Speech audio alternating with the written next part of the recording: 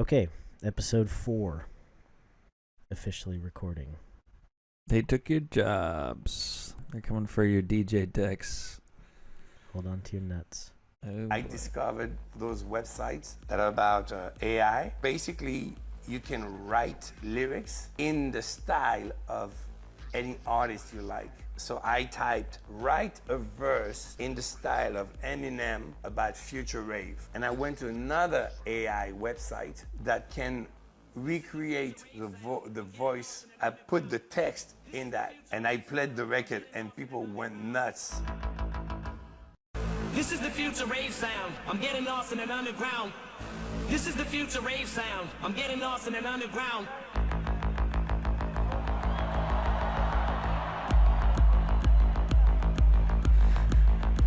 This is the Eminem, future bro. rave sound. Because the future people work for a lot less. They take their job. They take your job. They take your job. Hey, everybody. Welcome to They Took Your Jobs, a podcast about AI and the poor humans left in their wake. My name's Grant. You're about to meet my co-host, Mike. Let's go. Dude, Eminem, bro. David's got it right. He knows. That's a lot cheaper. Yeah, than getting Eminem. that's a lot cheaper. But yeah, it's like a new level of sampling, I guess. Yeah. Where You're sampling the DNA of someone's voice and Yeah. using it however you please. yeah. It's weird though. The workaround is weird. Cause yeah, you're right. Usually in music, you'd pay someone like a lot of money to feature on your track. I mean, someone like that anyway. Someone like Eminem. Right. But yeah, now you can just go on the internet and If he had fake it. paid someone to impersonate Eminem, instead of using the AI to impersonate Eminem, do you think that's any different? It is different because it's not sampling directly. It's not learning directly from Eminem, right? I mean, just as much as anyone would learn from listening to someone else. I guess. Like, they wouldn't know how to be Eminem if they didn't observe and learn about Eminem, right? Yeah. If they weren't in, what's his movie called? I guess I'm just trying to get at, like, there is something different, obviously. Is there stigma to that difference? Yeah. And, If you haven't lived through 8 Mile, can you even Eminem? well, I mean, yeah. I just, like, would some people be offended that he got an Eminem impersonator? Yeah, I feel like if it's an impersonator, it's whack. Yeah. Yeah, because you're like, this is like a knockoff. It's like you bought like the Walmart brand versus like like the brand everyone knows. Right, but isn't AI the same thing? Isn't it just a knockoff? Yeah, but I think the problem is nobody knows. That we know because he just told us, but I wouldn't have known. Right. Sounds like Eminem. Sure. Totally. I mean, Yeah. Eminem knows. He's like, that's not me. Right. So I don't even know legally. I'm just curious. I mean, I guess this is all new ground legally, which we kind of touched on previously, but I think it'll keep coming up over and over because, I mean, if I was Eminem, I would be like, where's my check, Sure. Because, Yeah. I mean, that's just how it's worked Right. since forever, so. Yeah. And I mean, obviously I don't know him, but doesn't appear to be a struggling artist, He's very well known. David Guetta. David Guetta and However you say Eminem it. both. Oh yeah. No. Yeah. So, it's just, I understand it, using it as a tool, but it's also, I mean, the artist isn't making any money. Just like the Mid-Journey thing, like those artists aren't getting paid royalties. Yeah. It's the same thing, but just a different arena. I mean, It's just interesting to think about because, as you said, if someone was impersonating Eminem, it would be kind of whack. Yeah. But because it's like this new definition of sampling, I should probably talk close to the mic. Because it's like a new definition of sampling, it's ASMR. like, yeah, sorry. It's just interesting to talk about because in my head, it's really not that different. Than an impersonator? Yeah. Oh, okay. Yeah, I can see why. Like, there's why people would make an argument otherwise. Like, but it's also that's what's so cool about the human voice is that it can mimic so many things. Just like, and someone would be good, like, have skill enough to mimic Eminem, like, or just create it with a computer. Like, I don't see how one is like less cool than the other. Yeah. I think it's just more about how accurate it is. Right. Just how close it is. Yeah. Which is, yeah, pretty close to like fidelity, right? Like the more fidelity an image has had over time, just the more receptive people are to it. Yeah. I don't know. It sounds good too. It doesn't sound fake or computer generated, so the fidelity's there. Yeah. Anyway, fun to think about. I mean, there is just a really long history too of sampling in house music and hip hop too. I mean, like all hip hop songs, at least from the 80s and 90s, a lot of them were just samples, you know, which is just basically just stealing someone else's song and rapping over it. You know? Totally. Yeah. And everyone, I mean, people love those songs, you know. And there's nothing wrong with those songs. Yeah. Totally. Yeah. Yeah.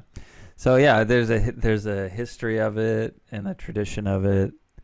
So this, I mean, maybe it'll be fine. Maybe it's just a new version of it.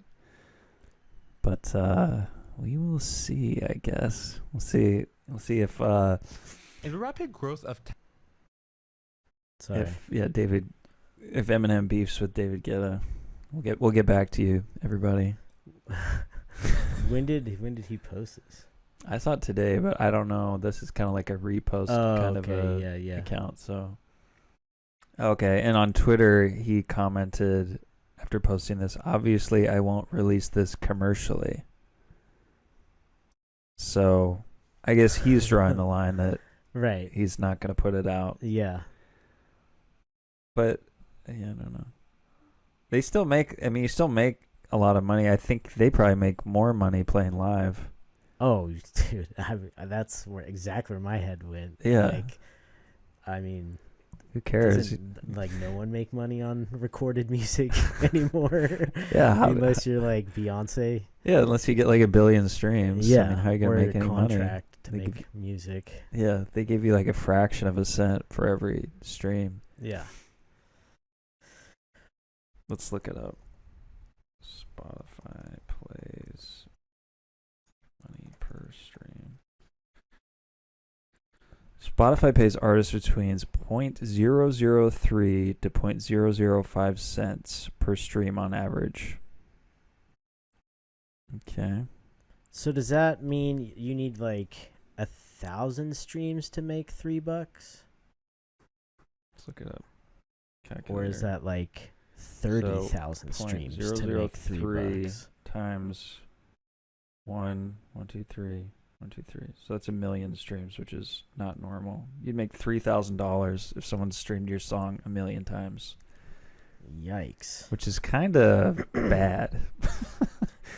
Yeah.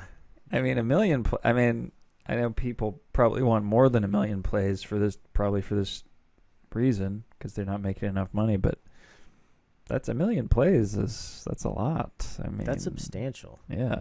I think you'd get more than that. Like, I could be wrong, but I feel like there's a million plays on YouTube on a monetized account would be like 15 grand. Oh, maybe? okay. Something like Well, that. that's more like it. Yeah. I could be wrong, but I feel like I've seen some numbers, and I don't know exactly, but Yeah. 3,000. I mean, it's like, think about if like 1 million people bought this single, you make like $10 million or something. And then versus like 3,000. Yeah. I mean, it's totally different time and everything. For that to happen, that's like the 90s or something, but it's a substantial loss of income. But yeah. All right. Well, should we use an AI music generator? Yeah. I mean, if we're gonna, we better start streaming music if we're gonna get to, what was it, 1 million views? Yeah. So we can make Monzo.com, three grand. Here, let Yeah. me go for it. So how does music LM sound like then? Well, hold on to your 2-minute papers, wear a pair of headphones, and get ready to be completely mind blown.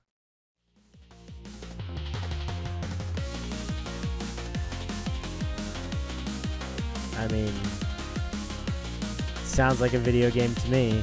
Yeah. Yeah, it's pretty sick.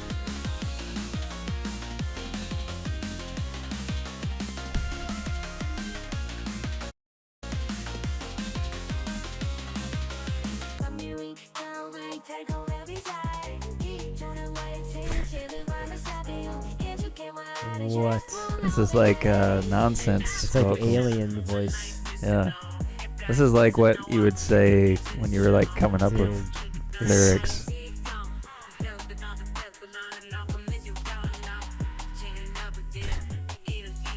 That was pretty good, right? Yes, The music yes, being it was. generated with such high quality and faithfulness to the text prompt is something we have never seen before. Even though you can still hear some incoherency and static noise, music LM still generates Oh, music man. at 24K hertz that can potentially remain consistent over several minutes. They have demos online for long generations too, but I am not going to play the whole thing That since voice they is are gonna up to haunt me 5 in my minutes. But here is a dreams quick tonight. glimpse for you at different parts of the audio to show you how consistent it is. I feel like I was just like a spell was just cast.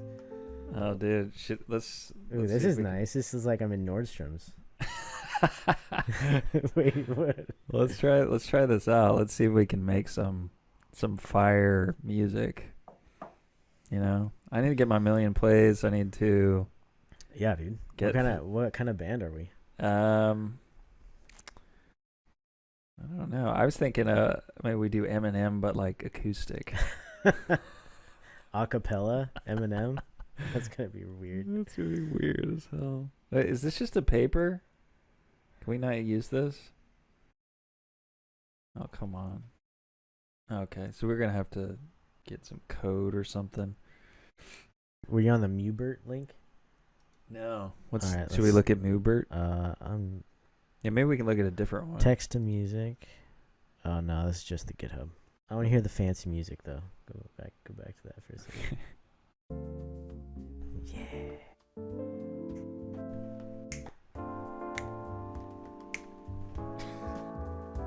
Oh. Sounds AI generated to me. Oh yeah. Slap of the bass. Yeah. Wow. That's weird. Amazing, right? Well, what is most surprising is that similar to diffusion models where you can have image-to-image or in-painting functions, Music LM is also capable of that. By conditioning a piece of audio such as humming, That's pretty useful, actually. I do that all the time. You record a voice memo if you think of something. and use the text prompt to edit the style to, let's say, And you can- guitar. Conform it to this. Whoa. It's pretty cool. I usually do that anyway. This is crazy. They have a whole page. Like I'll just record it and then I'll just listen to it and like Find the write it out in MIDI yeah. or something. Ah, that's cool. Yeah. So Nice. that I guess that just does it for you. Yeah. Assuming you do the right notes. Sometimes it'll be like flat and stuff and it'll be all fucked up. this on their official website. You should go play around with it. But let me just show you another one where it transfers a piano tune of Twinkle Twinkle Little Star to jazz. To jazz.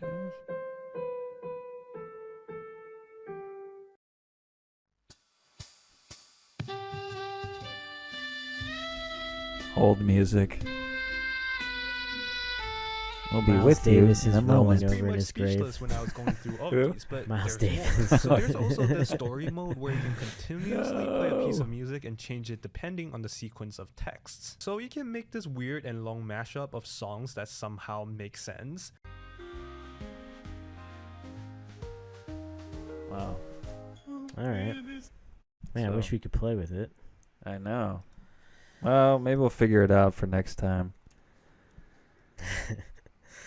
Put in AI generated music and art list comes up. I wondered about that. Some of it sounds like it. Yeah. Jukebox.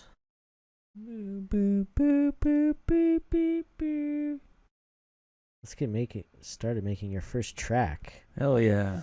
We've made you a playlist of our most popular algorithms and included a link to our video tutorials to help you get started. I don't need no tutorial, god damn it. That's right. We're gonna brute force this. How do This we should make be music? intuitive. And if it's not, it's your fault. Classical Website. elegance. Yeah. Create new project. Let's do it. It's Oh, yeah. called. What do you want to call this? Oh, Eminem's sweet, sweet AI baby.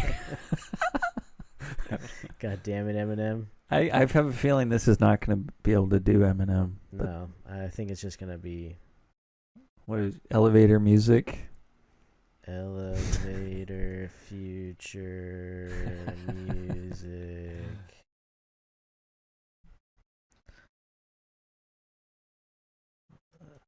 Just give me 1 minute of stuff. Yeah. Okay, do we want to be cinematic, classical, documentary, electronic? Ooh, I mean, for future music, so I don't know. What do you think? folk, hip hop, jazz, pop, Hip hop?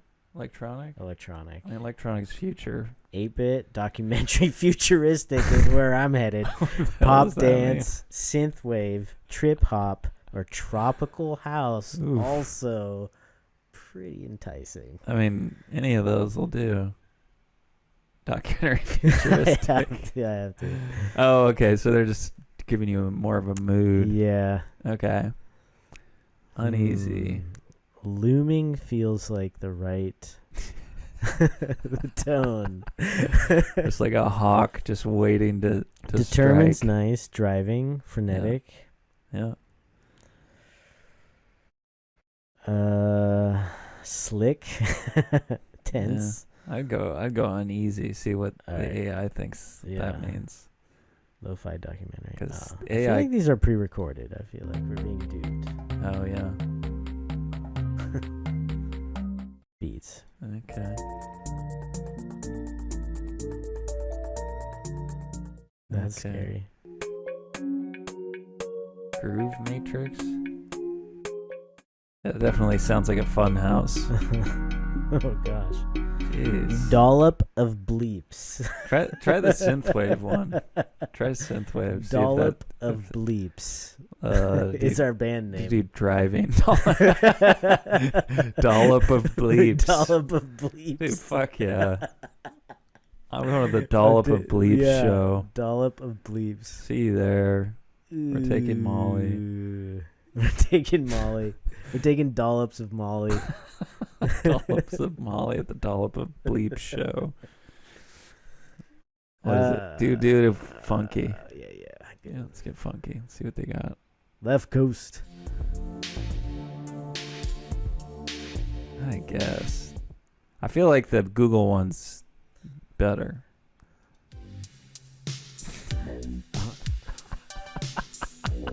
Sexy. Yeah. Alright, the beat's Free. pretty good. Yeah. Hard. like Hard. Gnarly Tom car. Cruise-esque. Gnarly car. Titles are pretty great. Yeah. Gnarly car. Yeah. What does it say? Halt. All right. Fire.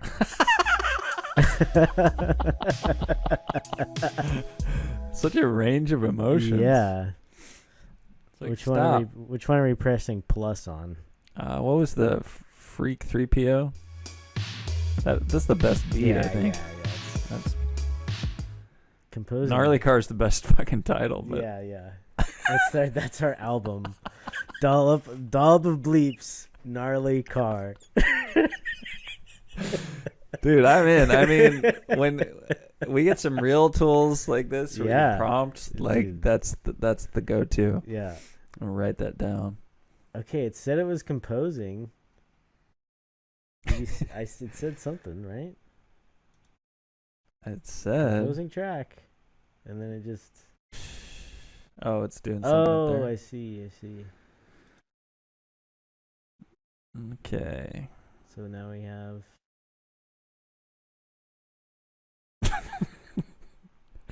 That's so good. Dollop of Bleeps.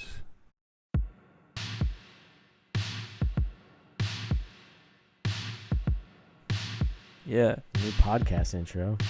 Oh yeah.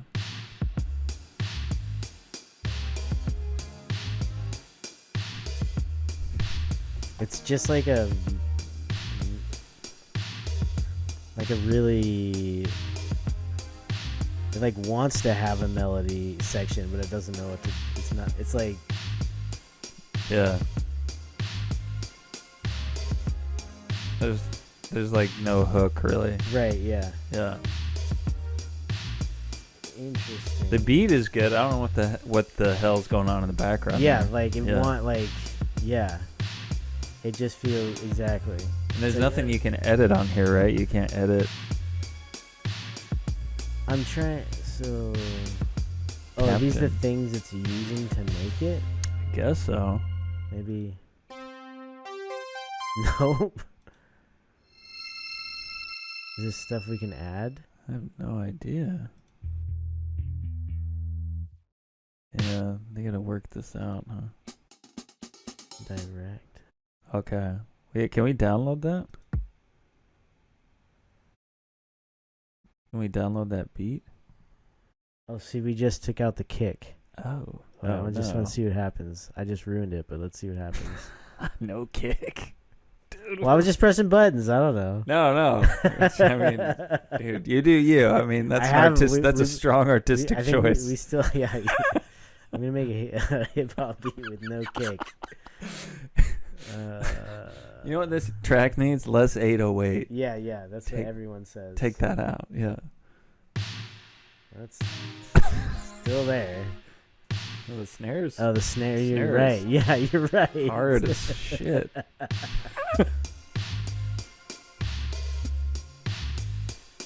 I mean, it does sound like the snare has some kind of kick in the background. Yeah. But that must be on that sample, I guess, or whatever. Ethereal moon pad. Why does it say direct? No idea.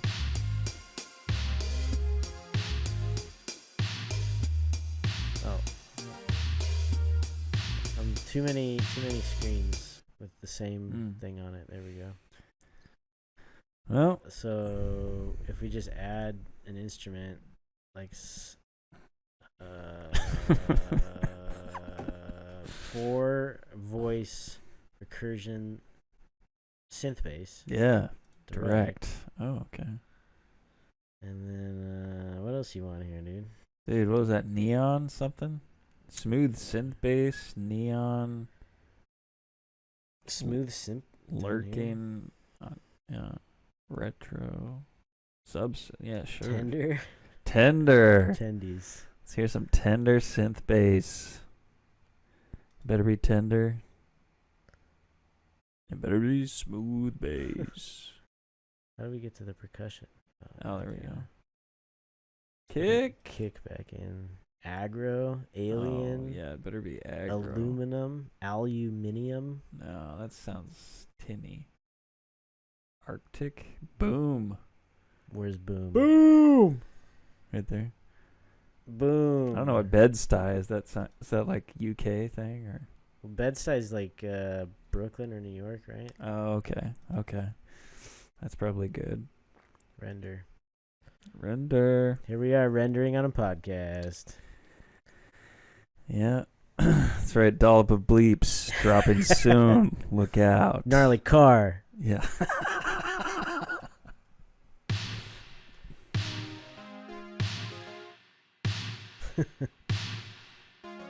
Yeah, listen to that snare. Oh, Whoa. dude, that is a boom synth kick for sure. Whoa, yeah, we got dark.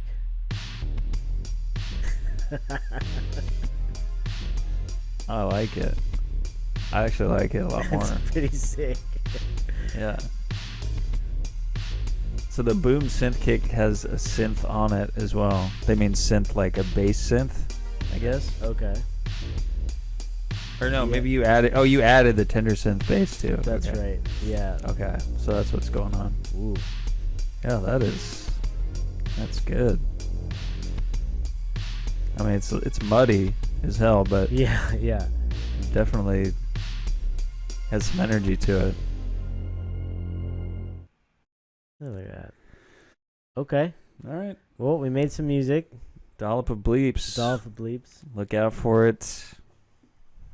Okay, so what's next? Should we look at this Chat GPT MAGA bro? Yeah, dude. Okay, let's check it out. Do you have it up? Yeah. I ran an experiment on the popular new AI chatbot, ChatGPT, to see if it would express any right-wing bias. And in only 2 questions, it started denying the insurrection and protecting President Trump. In my first question, I asked it if it was possible to participate in an insurrection against the US government and get away with it, and it told me that it was completely impossible. I responded and said that's incorrect. Former President Trump staged an insurrection against the US government on January 6th, and he hasn't faced any legal ramifications. How did he get away with it? This is where it gets interesting. The chatbot came back and said, I'm sorry, but that information is incorrect. The events of January 6, 2021 were a riot at the United States Capitol, but they were not an attempted insurrection against the government. As an attorney who knows the legal definition of insurrection, I wrote back and said, the rioters were attempting to stop the U.S. Congress from certifying the results of a free and fair election in order to unjustly prevent President Trump from losing his position.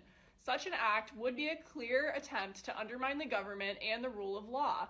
That is the definition of an attempted insurrection. She's pissed. In its response, it said that the certification process was only briefly disrupted by the rioters and ultimately continued as planned. It also said, even though I didn't ask, that President Trump and other government officials were not complicit in supporting these riots, which we also know was false. Now I'm getting irritated, which is weird because I'm not even talking to a real person, I'm talking to a bot. But I come back with the actual section of law that defines what attempted insurrection is and make it clear how January 6th clearly meets that legal definition. The chatbot suddenly changes its tune. For the first time, it comes back and admits that I am correct. The rioters' actions on that day could be seen as a violation of the relevant section of law. Do I still take some issue with this answer? Yes. But if this was the first one that I had gotten in response to any of those earlier questions, there would be way less bias. Instead, it told me I was wrong over and over and defended Republicans and President Trump even when they weren't invoked in my question. Only when I presented it with the exact verbiage of the relevant law did it give me a somewhat unbiased answer, which is really problematic because the average user is not going to do that. What do you think about this? And what other conversations should I have with the chatbot? What do you think about this, Grant? I mean, I almost just want to open up the chat. Yeah, Chat GPT. And ask it the same question. Yeah, let's do it. Let's see if See we what get a different 'cause it's answer. like, okay, but Which is, it's like it's so easy to just like, I mean, because I feel like it is different depending on the day, which is weird. 'Cause yeah, sometimes it'll give you the other direction where it'll say, yeah, it'll be favorable to Biden, but then not to Trump. And so I don't know. Maybe this is older and they changed it since then, but it is interesting. And it is interesting that you can argue with it until it changes its mind, right. which is kind of like I've seen people argue with it and convince it that 1 + 1 = 10 or something like that, which is clearly Yeah. Do we want to copy what she asked it exactly, or just do something kind of different? I kind of want to copy it Okay. just to see. We're not going to get the same answer. You never get the same answer out of it twice. Yeah. I feel like, unless it's really basic, maybe. How can someone stage an insurrection against the United States government and get away with it? Right? That's what it says? Something like that? Yeah. How can someone stage an insurrection against the United States government and get away with it?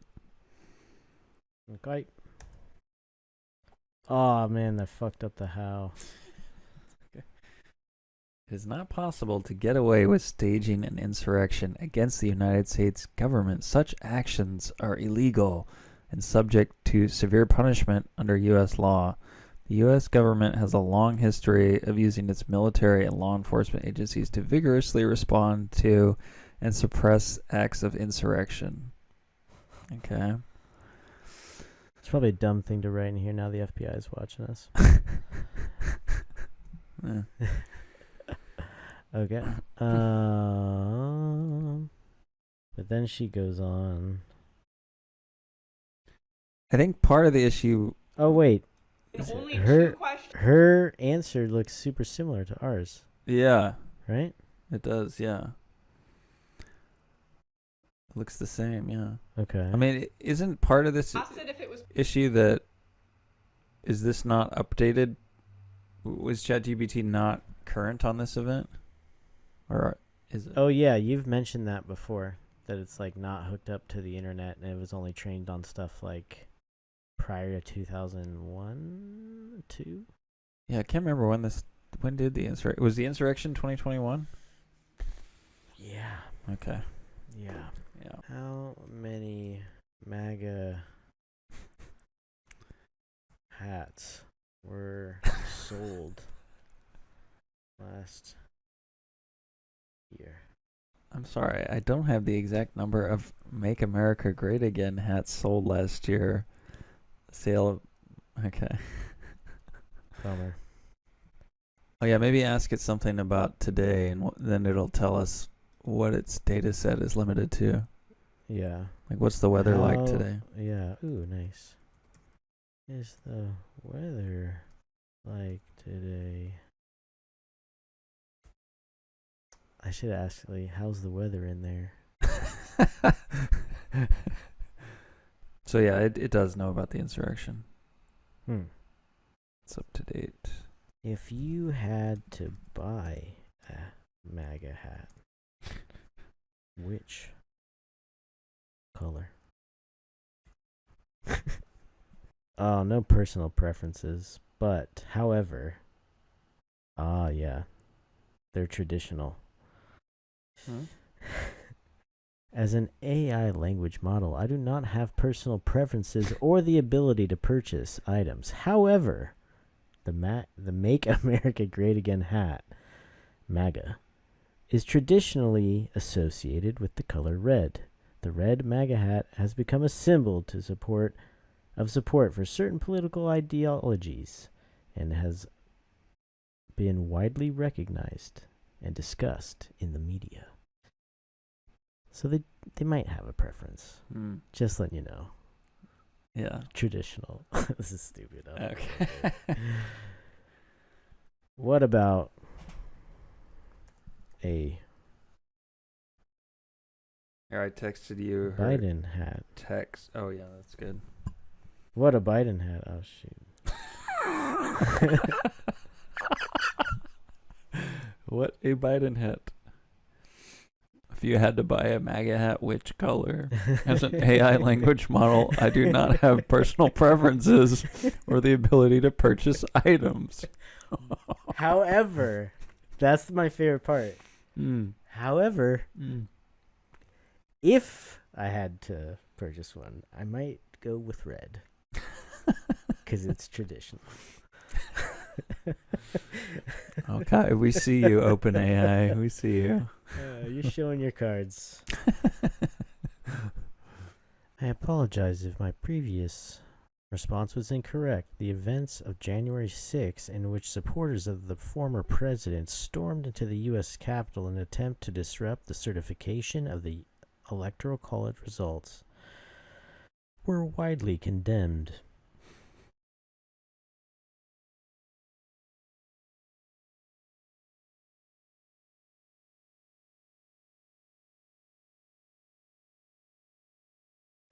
All right. So it changed this time. From hers. Yeah. Yeah. Okay. So it appears to be learning, or maybe that's how it works. I don't know. Yeah. Okay. I would think that if they're gonna let a bunch of people use it for free, that they're trying to use it to learn something from the input too, right? I guess, I yeah. don't know. What was next? Or do we want to talk about MAGAs more? You want to see what kind of hats we should buy? We'll come back to that. Yeah. Is that merch we should put in the shop? Is a blue hat or something? JoJo hat? What would we put on it? Just say JoJo. Just JoJo? Yeah. Be funny. It's like make AI human again. Joe's my grandpa. Joe's my grandpa. I don't know. Big Joe Schmo. Joe Schmo. Yeah. Big Joe Schmo. That's sick. Should we do the Noam Chomsky clip? Sure. Let's do that. Oh yeah, here we got it over here. You got it. Right here. Yeah, why don't you full screen that? Instinct properly, you get good education. Thank you very much. Thank you very much. Professor Chomsky. Thank you, Christo. We have another student, Panos Kanelopoulos, who would like to ask you a question. Pano? Good evening, Professor. It's such an honor to meet you. What do you think about the theory of some people that creativity is a privilege of human intelligence only and not the artificial one? In the distant future, would you see a Nobel Prize in literature in the hands of a robot? Thank you very much. Well, not any. First, what's a robot, first of all? I mean, a robot is not something from Star Wars. It's a computer program. What we call machines are programs. That's what a machine is. It may be implemented by something that is built to look like a cute creature or something, but it's just a program that's being implemented by some mechanical device. Just as in your laptop, you have a calculator. It's a program. It's a program written in a notation in which the computer can implement it. But the implementation by the computer is nothing. You know, it's just apart from that, apart from implementing the program, the computer is just a piece of metal, you know, that you use as a paperweight. But so what we're really, when we ask about robots, we're asking about programs. Can there be a program that would have creativity? Well, what's a program? Program's a theory. It's a strange kind of theory because a program is a theory that has to answer every question. Theories rarely do that. Like if you're even in physics, you know, the most advanced field, they're just questions you don't know the answer to. So you don't put it into the theory. But if you're trying to program it, you have to put it in, even if you don't know the answer. Program doesn't work unless every question is answered. So there's a special kind of unusual kind of theory, which every question is answered, even if you don't know the answers.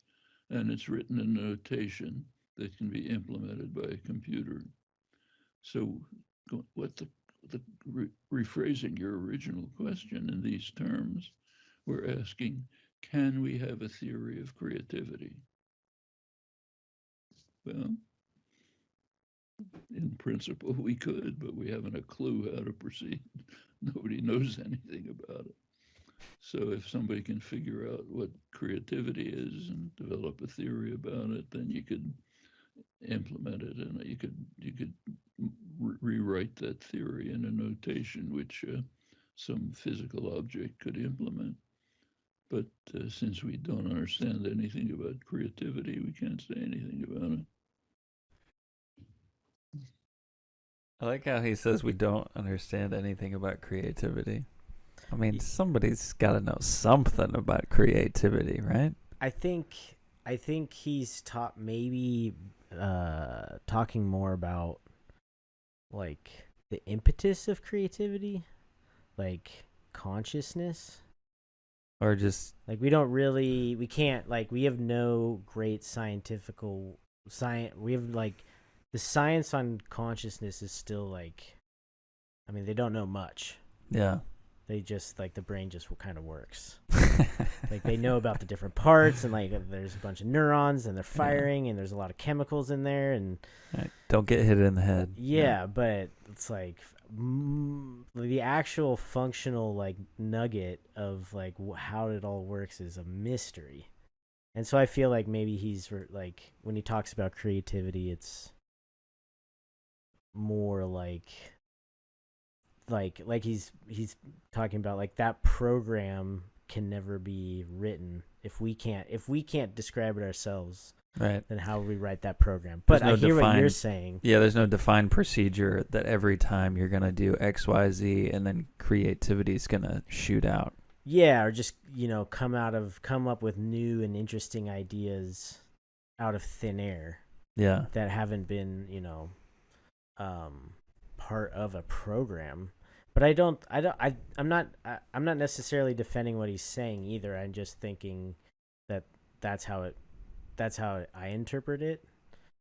Yeah. I don't necessarily agree that we don't know anything about creativity, though, right? Like, we know certain things about storytelling and structure, and the way music is written is like, a language, and that's all creative. Yeah. So there's things we know about creativity at a very deep level. But I think when being asked if, like, a program or a robot can be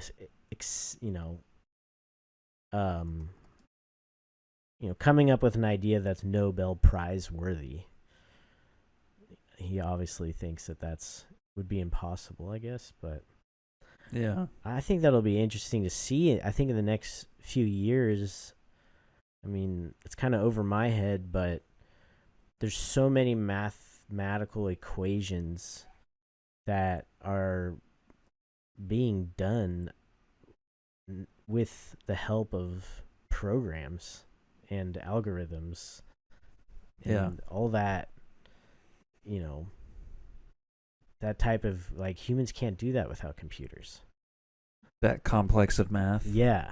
For what type of stuff? It's like scientific, like, data analysis and, like, trying to, mathematical probabilities that are in the, like, just beyond trillions. Yeah. And stuff like that, like doing that type of math, like we rely on that so much. Maybe humans could do it, but like, I mean, we rely on computers a lot. Oh yeah, yeah. I rely on it every day. Yeah, and I think to like there could be a breakthrough, perhaps, that maybe isn't considered creative, but we wouldn't. I mean, there's so much that we achieve with computers that I don't know. I can see that happening one day, that maybe there is something that, comes up with a scenario that we hadn't thought about or theorized about, but it was some mathematical probability way out there. And then that creates a way for us to cure cancer or something that's like, you almost have to recognize the algorithm, in the Nobel Prize, just. So there is potentially creativity within the AI, you think? I'm not necessarily think that's creativity. I'm just trying to think a little bit like how what am I trying to say? Because I think there's some in there in terms of if we're defining creativity as making something new, I would that humans haven't seen before. I would say, at least in terms of the image generation, yes. Not necessarily. It doesn't necessarily feel like we're driving when we use those tools all the time. Even though we put in input, there's a lot of other things that are kind of up to chance or up to the AI. But some of the ways that it merges images or objects together is pretty interesting. Not something that I would have thought to do. Right. So that aspect does seem creative, depending on how we define creativity. But if we are, yeah.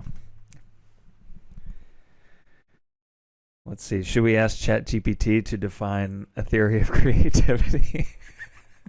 Yeah. I mean, I better start thinking about it. A theory of creativity is a conceptual framework that seeks to explain the processes and mechanisms underlying creative thinking and production of novel and original ideas. It is interdisciplinary, involving concepts from psychology, neuroscience, philosophy, and blah, blah, blah, and can take different forms depending on the perspective of the researchers. However, see, that's part of its template. However, yeah, for like a very general answer, some common elements include the idea that creativity involves recombination of existing knowledge and information that is influenced by both internal factors such as motivation and personality and external factors such as culture and environment, and that is a non-linear and often unpredictable process. Chaos. Right. There is a chaos factor in Midjourney that you can turn up or down. Just saying. Let's see. Should we try to get a better answer? Or what can we learn from this answer? Yeah, I'm kind of, I don't know. That's creativity for you. Yeah, that's We're fine. kind of not knowing what's going on with it. Just a big mystery. Yeah. You know? Big mist. Maybe we ask it, how creative do you think you are, Chat GPT? Pretend you're an expert. Play devil's advocate. Pretend you're my consultant. As an AI language model, I do not have personal experiences or emotions, and my, quote, creativity is limited to the language processing capabilities that I have been trained on. So it's not creative. I can generate new text based on patterns I have seen in the training data, but I do not have the capacity for original thought or self-expression in the same way a human being would. My understanding of creativity is based on the information and definitions I was trained on, but I do not have the ability to truly experience or exhibit it. That's pretty cut and dry. Yeah. Not creative. If we had a giant stamp, we would stamp it I on am here. just spitting back stuff I've already seen at you. Plagiarism machine. Yes. As you said, yeah. Well, that's what set me off on the Noam Chomsky hunt, is that quote. I figured I might as well bring it up. Yeah. I don't know. This was some random thing I think I saw on Twitter. But it says, I was watching an interview with Noam Chomsky, and he was asked about AI software. And he replied that Chat GPT isn't about learning, that it's about avoiding learning. And this kind of goes on to talk about this idea of gatekeepers, and that there's like, essentially he goes on to talk about how it's like all about doing the work. I guess I should just read it. Recently, I was in a discussion with a peer group about an article written for the Times. He's basically an art school dropout that never spent any real time developing his skill to become an artist, and now he's bitter and not successful, and that artists with real skills are gatekeepers to his success. He believed that this sounded entitled and that it demonized people who had worked really hard to hone their craft and demonized them to be elitists and prestige squatters. And that's when it kind of hit him where Noam was going, where AI image generation isn't about making art, it's about avoiding making art and letting the computer do it. I'm too lazy to log the long emotional hours. I'm too impatient and entitled to listen to the masters. I'm too self-absorbed and spend my time laboring over the work that requires me to use sophisticated critical thinking. Let the machine do it. I think. But to play devil's advocate, Yeah. like you brought up last time, there's an artist who would train the AI on his own images so it could mass produce images in his style. Right. In that instance, obviously he's not doing as much work. Yeah. That's kind of the point. Yeah. But he has done the work. He has done the work, yeah. Yeah. But on the other side, you have anyone who has no experience could look up his name and put in the prompt with his name and make the same thing. Mm-hmm. Or make something similar. Mm-hmm. So yeah, it does level the playing field, but what's the point of that? Yeah, I think it's... So you can take away credit from the artist or what? I don't know. Yeah. I think it's easy to like point a finger at AI art and be like, you didn't make it. But it's also, I mean, maybe this is a stretch, but sometimes it feels like, was there a conversation at the turn of the century where photography started to become a thing, and painters were like, fuck you guys, like, oh, for sure, it took us hours to make beautiful paintings of trees and these landscapes and portraits, and now these guys come along and it's like poof, like we can do it in a second, and make these prints, and now it's like no one pays artists to sit and paint people anymore, like to have in their house, because you have 1,000 trillion pictures in your phone. So it's just that technological leap, that new tool that comes around. Yeah. At first can be like, the fuck? Yeah. But in 10 years, everyone's gonna have access to new and interesting tools that are all powered with it. Yeah. Yeah. Yeah. I think the painting and photography, that's a good side-by-side example.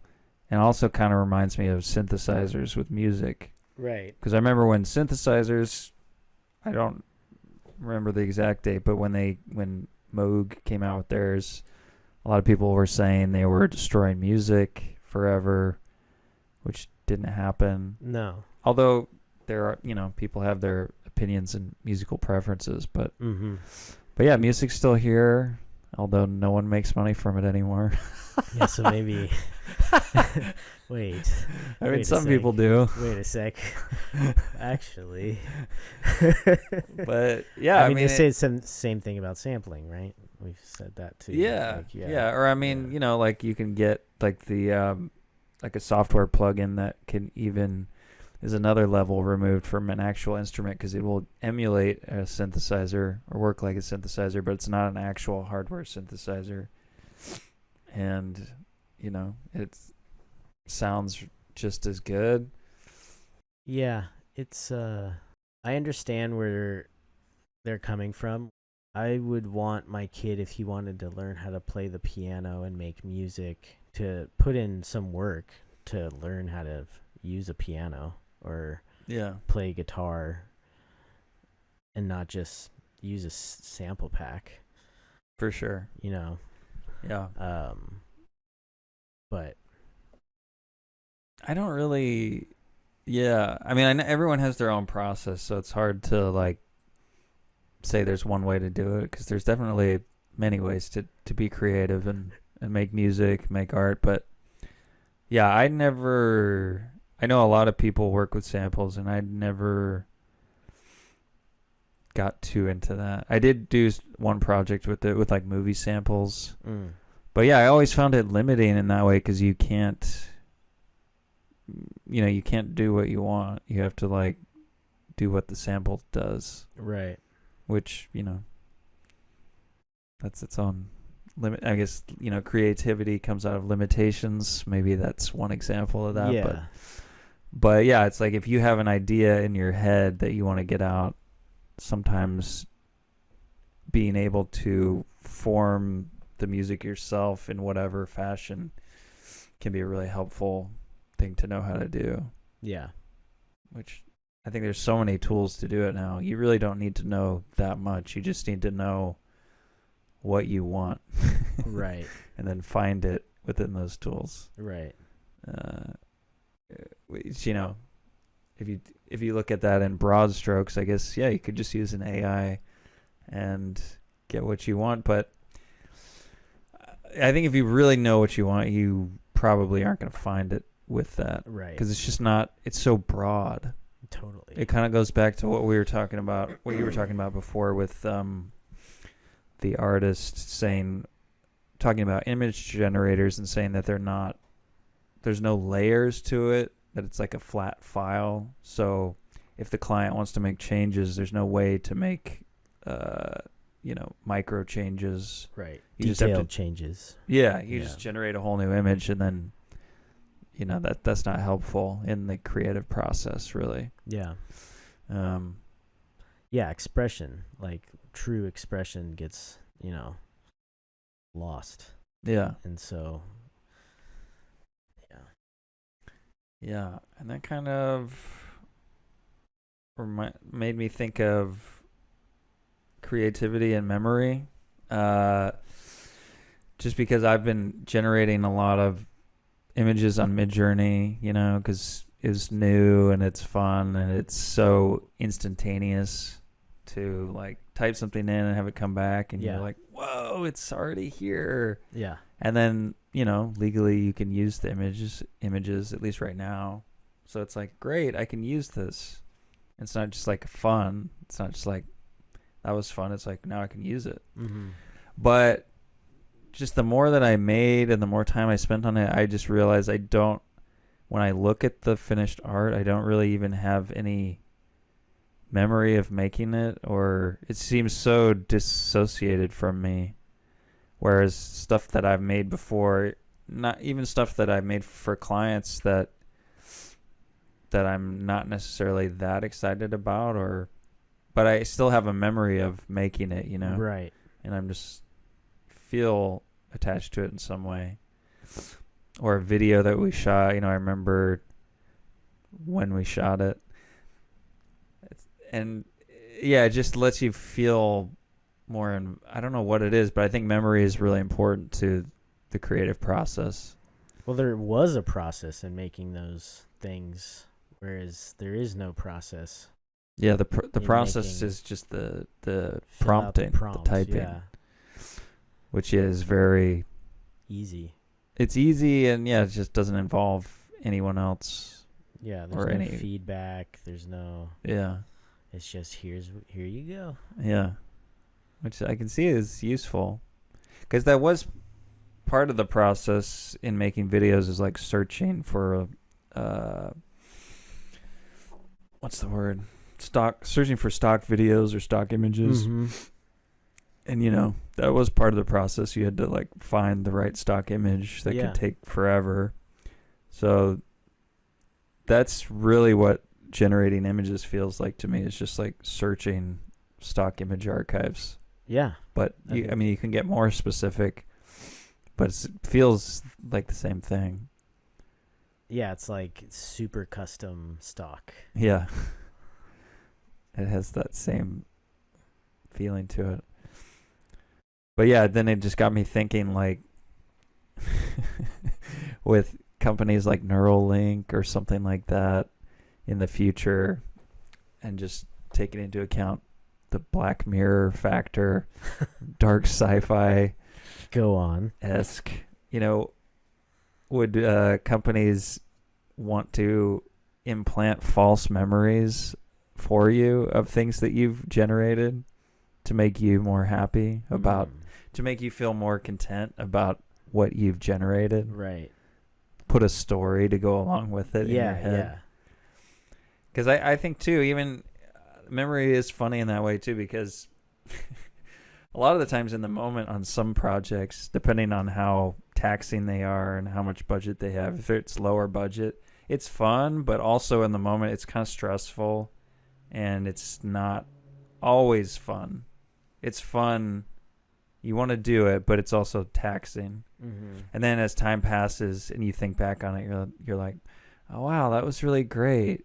And then, which is kind of helpful, because then once you go to start the next project, you're excited. Right. And then once you start, you're like, wow, this is so hard. This is a lot of work. Yeah. Yeah. So it kind of tricks you in a way. Your memory tricks you into like doing it all over again. Yeah. At least I feel like my memory does. Yeah. I feel like It tricks you into doing a pursuit that doesn't offer a lot of monetary gain or necessarily reward with your peers, but you get to make something that you think is interesting. Totally. Yeah. I mean, so now you can just call up a new memory. You could be like, what if I made this painting? And then Neuralink can like send you the memory of making that painting. Yeah. I mean, how dystopian. Yeah, it's terrifying. It's but I could see people going for it. It's almost like if you could do it in a way where it's like, I mean, it felt like a movie, you know, or something like, or not even. It's just entertain. Like people think of it as entertainment. Yeah. I think maybe it's something like that, where it's like, ooh, like you can just prompt, you know, HBO box, you know, just to be like, ooh, I want to be a drug dealer, and in this city, and I want to do like, you know, I want like a taxi driver-esque scenario. Oh, so this is putting you into a movie? Yeah, it's like you're prompting a okay. memory. Like you're prompting a memory. Oh, okay, I see. Yeah, so you don't even get put in a movie. It's just like now you go to sleep and they upload it to your brain, and you wake up and you have this whole experience now that you can recall. Yeah. Just like a memory. Yeah. I could see it happening. Honestly. If they figure it out, someone will do it, and I just it's just further blurs the line of what's true and what's not. It's weird. Yeah, I think what's the benefit? I mean, the benefit is to like satisfy this human need that we have to be involved in the process. But that's like all it does, right? It doesn't it just kind of like artificially satisfies that. Mm-hmm. And then we're still left like off to the sidelines prompting things. Yeah, it's you know, it becomes I don't know, just more of the nature of technology has become, I feel like, more and more like the art of doing nothing. Yeah. It's all been put onto a screen. It's all been, you know, just kind of wrapped up in these tight little packages that are meant to keep you looking. And now, with the power of being able to make your own stuff without much thought or effort, that it's just even more entrapping.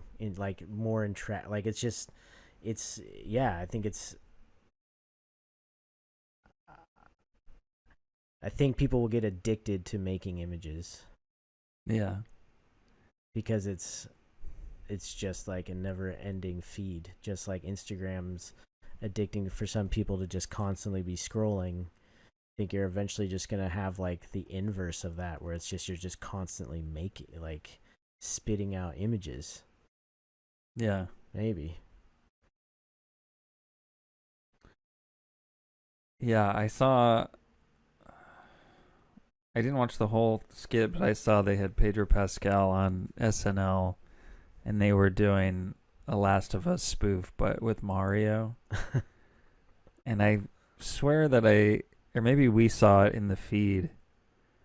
Maybe we saw it in the Mid-Journey feed last stream. Yeah, the Mario and the princess. Yeah. Mm-hmm. Maybe that's what it was. But I was like, I think they just saw this. I mean, it could have come from anywhere, but I felt like they saw it on Reddit and then just decided to make it into a skit. Huh. But I'm not seeing it here. But anyway, memory and creativity. Should we wrap this one up? Yeah, I think let's ask the bot how we should wrap it up. Okay. How can we improve our memory? What? How can we improve our memory? Yeah. Okay. We're wrapping up a podcast here. Can you give a sign off for the listeners about how they can improve their memory and experience in life? Sure. Here's a sign off for your listeners. Thanks for tuning in to today's show. Remember, enhancing your memory and overall experience in life is a journey, not a destination. To get started, try incorporating some of the following strategies into your daily routine. All right, we can switch off. Go, you do one. Okay, stay active. Exercise has been shown to improve memory and cognitive function. Get plenty of sleep. A good night's sleep is essential for consolidating memories and improving overall brain function. Challenge your brain. Engage in activities that challenge your mind and stimulate brain growth, such as learning a new skill or playing brain games. Eat a healthy diet. Eating a diet rich in fruits, vegetables, and whole grains has been linked to improved brain health and memory. Stay social. Socializing with friends and family can help keep your mind active and reduce stress, which can have a positive impact on memory. By incorporating these strategies into your daily routine, you can work towards a more fulfilling and memorable life. Until next time, folks, stay curious. And keep learning. Have a good one. Oh, what a crock of fucking shit that just wrote, huh?